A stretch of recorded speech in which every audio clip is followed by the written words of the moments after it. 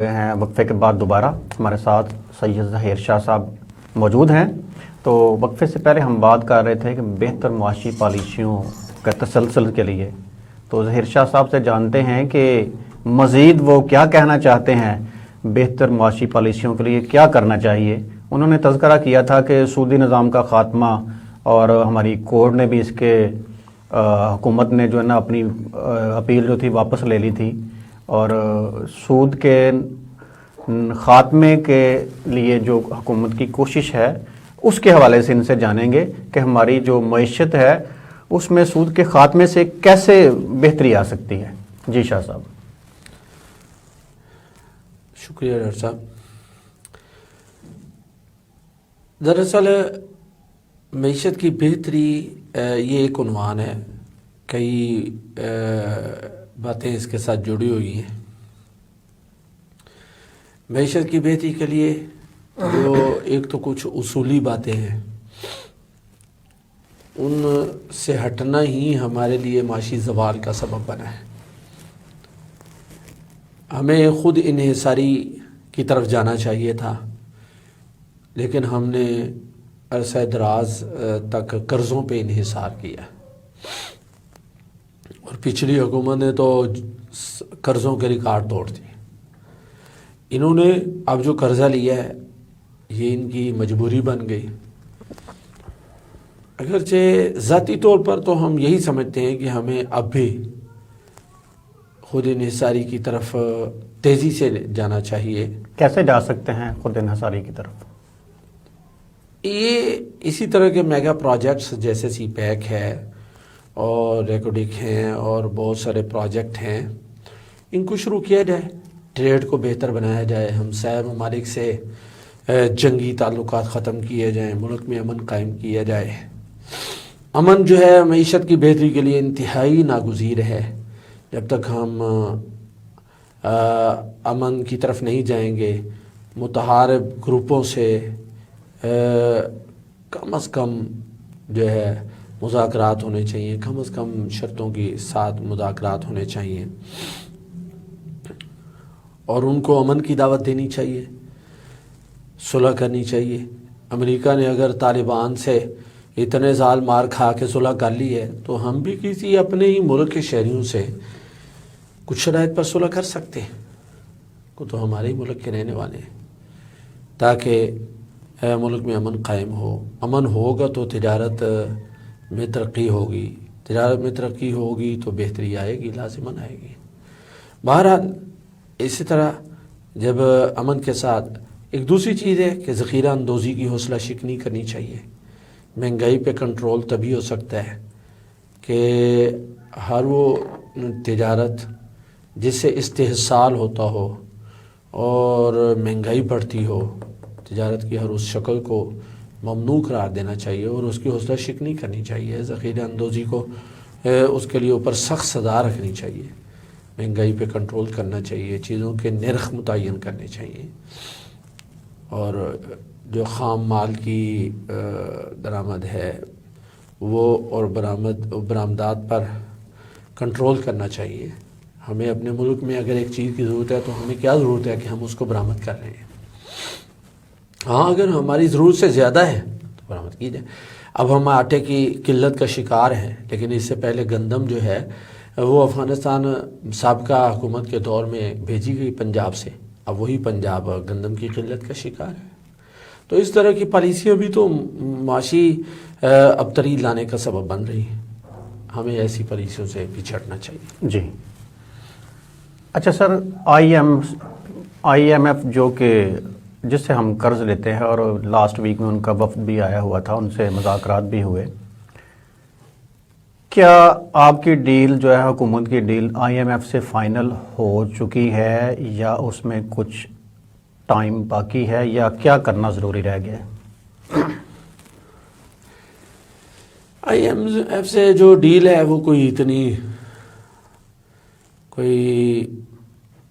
بڑی کوئی ملک کے لیے کوئی خوشخبری نہیں ہے، اور خوشخبری تو نہیں ہے، کوئی ایک بہترین ہوا کا، ٹھنڈی ہوا کا جھونکا تو نہیں ہے جی، جس کے ہونے کی میں بھی آپ کو کوئی بشارت سناؤں میں تو چاہتا ہوں کہ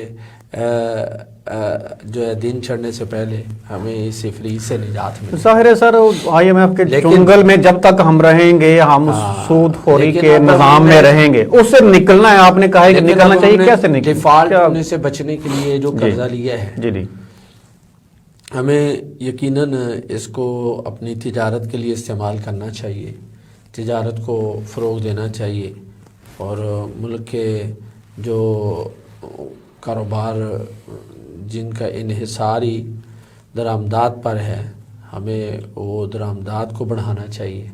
اور اپنے ملک میں زیادہ تر پیٹرول کی جو قلت ہے, ہمیں پیٹرول کے ذخائر یہاں سے دریافت کرنے چاہیے, اور گیس کے ذخائر دریافت کرنے چاہیے, یا کم از کم جہاں جن ممالک سے ہمیں پیٹرول سستا ملتا ہے ہمیں ان کی طرف رجوع کر لینا چاہیے. جی سر, سودی نظام جو ہے وہ بینکاری نظام ہے, اس سے چھٹکارا حاصل کرنے کے لیے کچھ عملی اقدامات آپ کی حکومت کرنے جا رہی ہے, یا اس کی کیا پوزیشن ہے, آپ کیا کہہ سکتے ہیں آپ اس سلسلے میں؟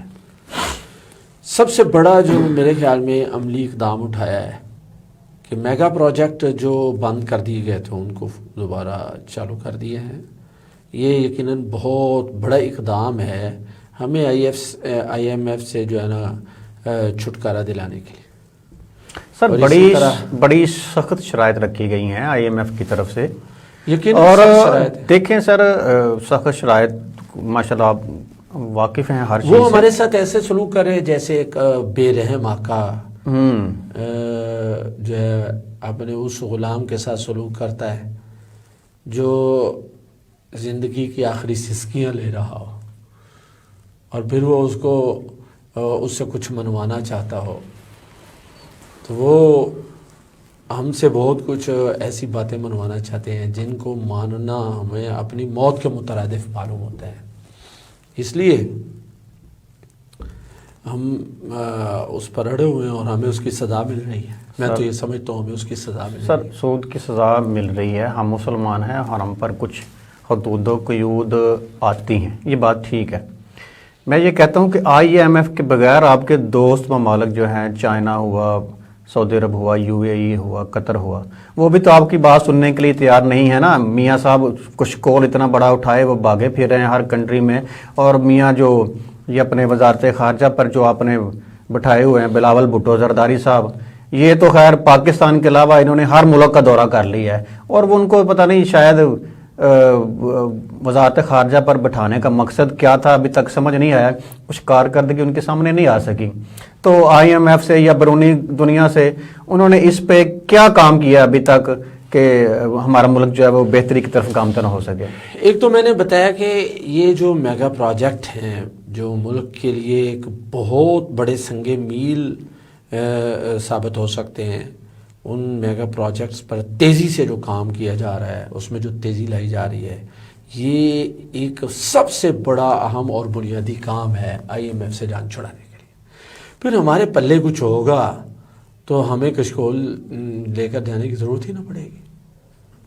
تو اس کے لیے دیر تو لگے گی لیکن اندھیر نہیں ہے, حالات بالکل ٹھیک ہوں گے, ہم بڑے پر امید ہیں انشاءاللہ, بڑے پر امید ہیں. باقی ساری سیاسی قوتوں کو یکجا ہو کر ملک کے لیے کام کرنا ہوگا. اب یہ لڑنے کا وقت نہیں ہے کہ ہم جیسے مذہبی تقسیم نے ملک کو نقصان پہنچایا, ایسے ہی سیاسی تقسیم انتہا سے زیادہ جو ہو چکی ہے, جس میں نفرتیں پیدا ہو گئی ہیں, ایک دوسرے پولرائزیشن ہو چکی ہے, عدم اعتماد کی فضا پیدا کی, اس نے بھی اسی طرح بلکہ اس سے بڑھ کر ملک کو نقصان پہنچایا ہے. اگر مذہبی لوگوں کی تقسیم سے ملک میں بدامنی آئی ہے تو ان لوگوں کی تقسیم سے ملک میں معاشی بحران آئے ہیں, ملک میں آئینی بحران آئے ہیں, ملک میں سیاسی بحران پیدا ہوئے ہیں. تو یہ کارنامہ الحمدللہ یہ کریڈٹ مولانا فضل الرحمان صاحب کو جاتا ہے. انہوں نے ساری سیاسی قوت کو ایک ٹیبل پہ لانے کی جو سر توڑ کوششیں کی وہ اس میں کامیاب ہوئے. اللہ کا شکر ہے کہ ہم نے پاکستانی عوام کو ایک قوم بننے کی طرف مولانا نے جو قدم اٹھایا تھا اس میں بہت بڑا اقدام ہے جی, ان کا بہت بڑا اقدام ہے. مگر وہ عمران خان صاحب کو قائل نہیں کر سکے, اس کی کیا وجہ ہو سکتی ہے؟ وہ ایک غیر ضروری عنصر ہے سیاست میں, اس کا باقی بھی نام دیکھیں نا سر، اگر عمران خان صاحب کے کچھ سیاسی مقاصد ہیں زندہ رہنے کے لیے سیاست میں، تو پی ڈی ایم میں شامل جتنی بھی جماعتیں ہیں ان کے بھی تو ہے نا، انہوں نے اتفاق کر لیا ہے، تو کنسنسس کرنے میں عمران خان کو شامل کیوں نہیں کیا گیا؟ جان بوجھ کر تو ایسا کیا جا رہا ہے۔ شروع میں تو ایک غیر ضروری عنصر تھے، اب ایک کسی حد تک ضروری عنصر بن گئے ہیں، تو اب تو ماننا پڑے گا، اور یقیناً ہمیں ان کو دعوت دینی چاہیے، اور دعوت دی گئی ہے، لیکن انہوں نے وہی جو پالیسی اختیار کی رکھی اور سیاسی انتہا پسندی کا جو انہوں نے مظاہرہ کیا پہلے، وہی اب کیا ہے، اور وہ اے پی سی میں جو دعوت دی گئی اس کو قبول ہی نہیں کیا۔ حالانکہ پوری آل پارٹیز جو ہیں وہ اس میں شرکت کے لیے آمادہ ہیں، اگر شرکت کے لیے آمادہ نہیں تو عمران خان صاحب بھی آمادہ نہیں، وہ بیٹھنے کے لیے اب یہ تیار نہیں ہے، اب کیا کیا جائے؟ اچھا سر، ایک جو 2 پوائنٹس آپ نے دے دی، ایک تو جو غیر ضروری وزراء اور مشیر وغیرہ، میں آپ نے بات تو کی ہے، پر مجھے لگتا نہیں کہ آپ کی بات سن کر ناظرین مطمئن ہو سکیں گے کہ اتنے فضول سے جو جتنے بھی وزراء بنائے ہوئے ہیں ان کو، یعنی ہمارے جو معاونین وغیرہ بنائے ہوئے ہیں، تو اس میں آپ نے اپنا موقف پیش کیا، یہ معاشی صورتحال بہتر کرنے کے لیے کچھ تجاویز دی۔ اب مجھے تھوڑا سا اس وقت جو سیکیورٹی معاملات ہیں اس پہ تھوڑا سا مجھے آپ بتائیے کہ اپنی پارٹی کا موقف، بلکہ ملک کی حالات جو ہیں ان کو بہتر بنانے کے لیے میں نے آپ کی طرف آ رہا ہوں۔ تو ابھی حالیہ کل جو کراچی میں جو کچھ ہوا ہے، آپ کے سامنے واقعہ، اتنا بڑا واقعہ پھر ہو گیا ہے، پہلے پشاور میں ہوا، 100 سے زیادہ لوگ مارے گئے، کتنے لوگ زخمی ہوئے، اور اب کل کراچی میں ہوا ہے، وہ بھی پولیس پر حملہ تھا، اور یہ بھی پولیس لائنز پر حملہ ہے، ہماری سیکیورٹی پر حملے کیے جا رہے ہیں۔ اور کل اس وقت پہلے پشاور میں پولیس والے مارے گئے، اب کل بھی پولیس والے، ایک بلکہ رینجرز کا رینجرز اہلکار اور ایک پولیس کا اور ایک راہگیر، 3 لوگ مارے گئے، بلکہ چوتھا ایک اور بھی بتایا جا رہا ہے کہ وہ بھی زخمی حالت میں تھا، اب آج وہ بھی چلا گیا دنیا سے، انا للہ و انا الیہ راجعون۔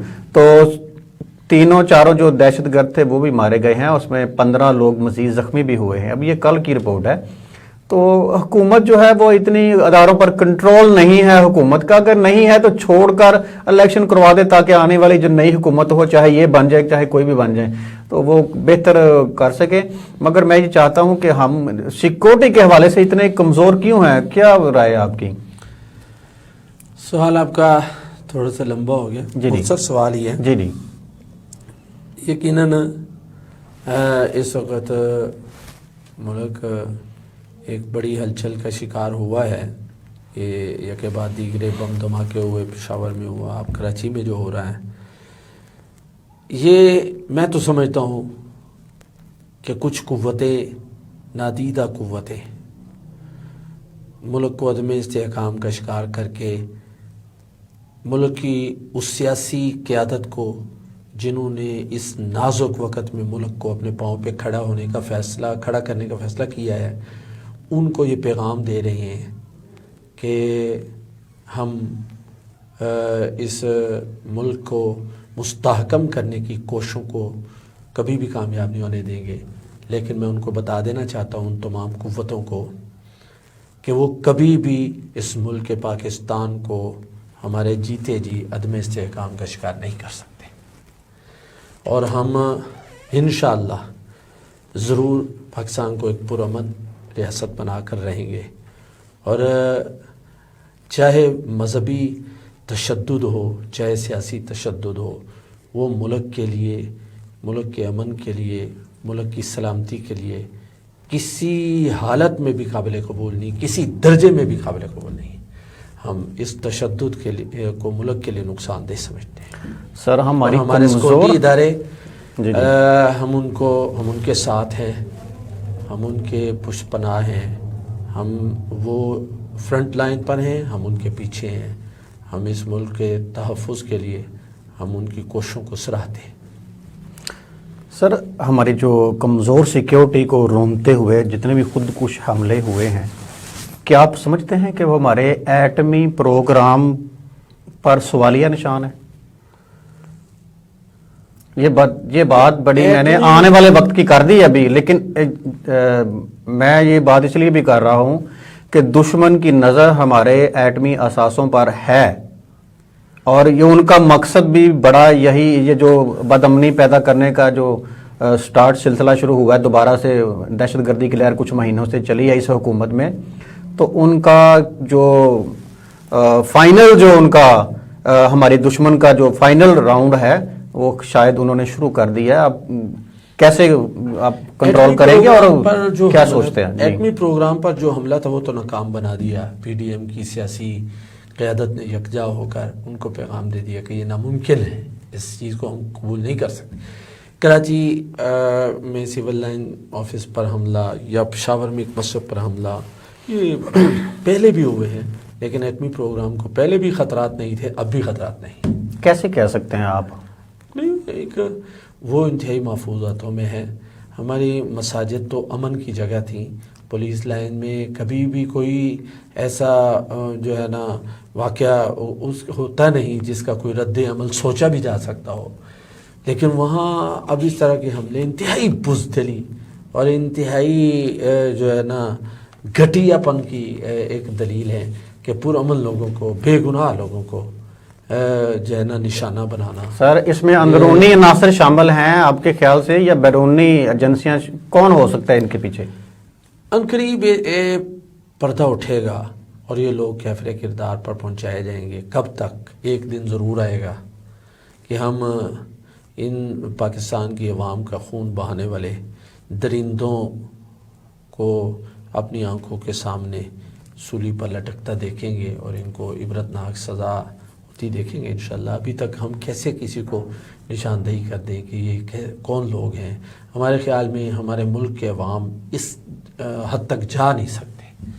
ہمارے ملک کا آدمی جس نے اس ملک میں جنم لیا ہو، اس ملک کے مفادات سے وہ اتنا دور نہیں ہو سکتا۔ جی سر، پی ٹی کی جو جیل برو تحریک ہے اس کی کیا وجوہات ہیں، اور خان صاحب کیوں ایسا کر رہے ہیں؟ آپ یعنی سوال تو یہ بنتا ہے پی ٹی آئی سے، مگر معاملہ یہ ہے کہ اس وقت آپ پی ڈی ایم کے پلیٹ فارم پر ہیں، تو اس کے لیے آپ نے کیا حکمت عملی بنا رکھی ہے؟ اس تحریک کو کیسے روکنے جا رہے ہیں، جبکہ وہ تو کہہ رہے ہیں کہ ہم نے بدھ کے دن سے لاہور سے یہ اس تحریک کا آغاز کر دینا ہے؟ بس وہ اب این آر او حاصل کرنا چاہتے ہیں، وہ چاہتے ہیں وہ سر آپ سے کہہ رہے ہیں این آر او حاصل کر لی آپ نے، این آر او 2، اور آپ ان کو این آر او کو وہ جتنی کس سے حاصل کرنا چاہتے ہیں این آر او؟ کرپشن وہ کر چکے ہیں، جتنی وہ چوری کر چکے ہیں، فارم فنڈنگ کیس پر وہ چاہتے پردہ پڑ جائے۔ سر انہوں نے 3.5 سال حکومت کی ہے، آپ نے جبا کیس پہ پردہ پڑ جائے۔ آپ کی حکومت 22 سال 25 سال 30 سال کتنے سال ہوئے؟ ہم نے جو آئین کو پامال کیا ہے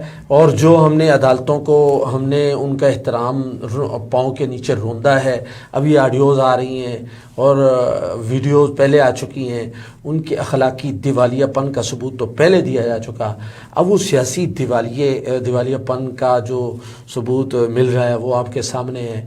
ان لوگوں کو یہ جیل کیا بھریں گے؟ پہلے تو چاہیے ان کو کہ خود وہ نکلیں نا، گرفتاری دیں، وہ خود تو زمان پار انہوں نے اعلان کر دیا اعلان، انہوں نے کہا بدھ والے دن سے یہ تحریک شروع ہے، میں بھی اپنی گرفتاری دوں گا، انہوں نے اعلان کر دیا ہوا ہے۔ چلو دیں نا، دیکھیں گے انشاءاللہ دیں گے تو اچھی بات ہے۔